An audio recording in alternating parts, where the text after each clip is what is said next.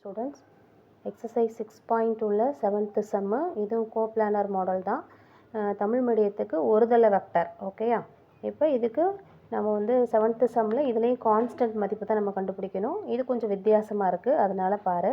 ஒருதலை வெக்டர் இல்லைனா கோப்ளானர் அப்படின்னா என்ன ஃபார்முலான்னு உங்கள் ரெண்டு பேர்த்துக்குமே தெரியும். என்ன formula? A vector, B vector, C vector equal to 0ன்னு ப்ரூஃப் பண்ணணும். ஓகேயா? அப்போ என்ன பண்ணுவோம்? 0 அப்படின்னா ஏபிசி எழுது.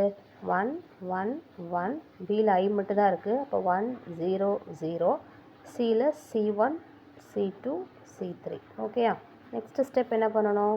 C1க்கும் C2க்கும் வேல்யூ கொடுத்துருக்காங்க. அப்போ 1 1 1 1 0 0, C1க்கு என்ன போடுவேன்? 1 போடுவேன்.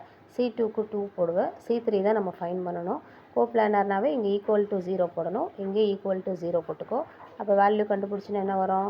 1 இன்ட்டு 0 மைனஸ் 0 வரும். மைனஸ் 1 இன்ட்டு C3 மைனஸ் 0 வரும். ப்ளஸ் 1 இன்ட்டு 2 மைனஸ் 0 வரும். Equal to 0. ஃபஸ்ட்டு டேர்ம் என்னவாயிடும்? 0 ஆகிடும். செகண்ட் டேர்ம் என்ன வரும்? மைனஸ் 3 வரும். தேர்ட் டேர்ம் என்ன வரும்? ப்ளஸ் 2 வரும். இது C3, sorry, minus 1 into C3 equal to 0. இப்போ minus C3 equal to minus 2. அப்போ C3 ஈக்குவல் டு என்ன வரும்? ப்ளஸ் 2. ஓகேயா?